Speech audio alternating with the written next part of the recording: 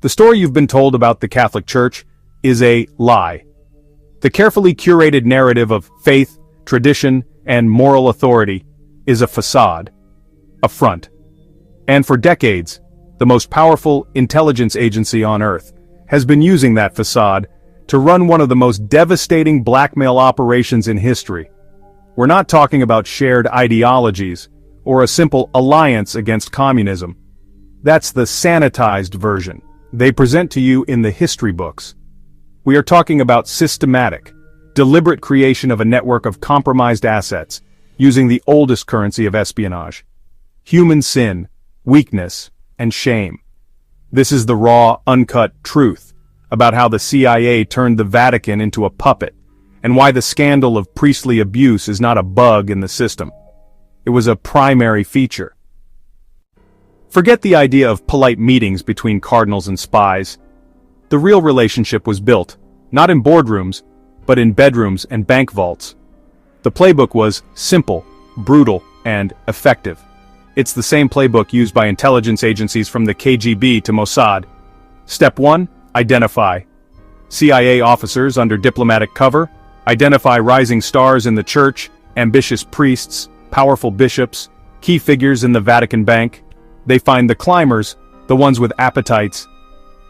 Step 2, compromise. This is the core of it. The CIA doesn't persuade them, they own them. And how do they own a man who has taken a vow of celibacy?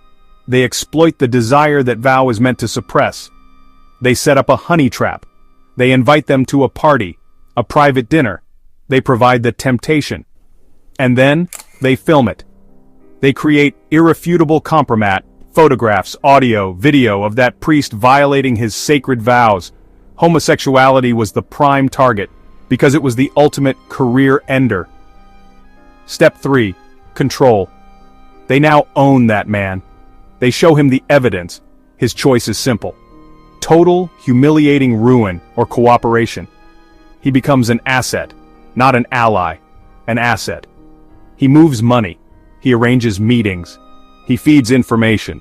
His loyalty is guaranteed by blackmail. So where did this play out? In two key places: money and networks.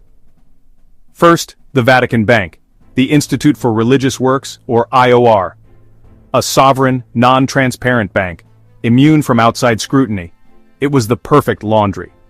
The CIA used it to move black funds for covert ops, to finance right-wing coups in South America, to fund anti-communist groups like Solidarity in Poland.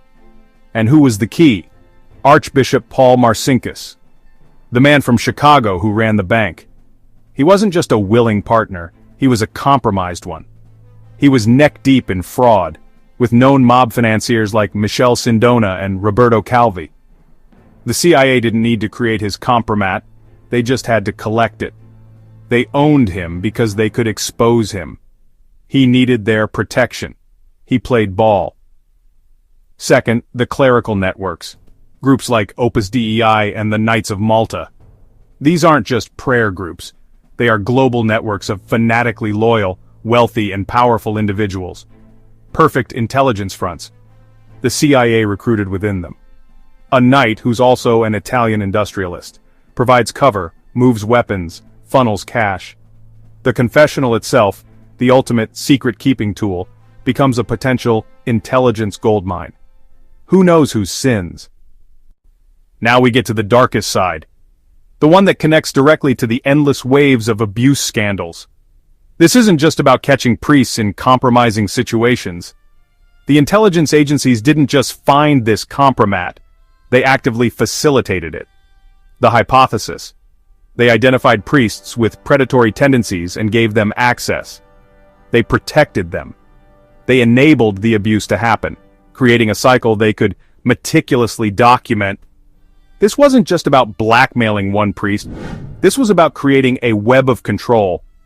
If you have kompromat on a bishop, you don't just own him, you own his ability to transfer abusive priests instead of defrocking them. You create a system where the scandal is buried, not just to protect the church's image, but to protect an intelligence agency's assets. Think about that. The sexual abuse scandal that has devastated the church for decades, the thousands of victims, the covered-up crimes, wasn't just a failure of morality. For the spies in the shadows, it was a database. A living, breathing library of leverage to control the world's oldest institution. This is the unholy trinity. At the bottom, priests and bishops trapped by their own secrets, turned into assets.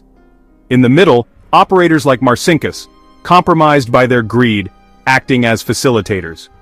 At the top, the shared hardline ideology that provided the perfect cover for the whole rotten operation.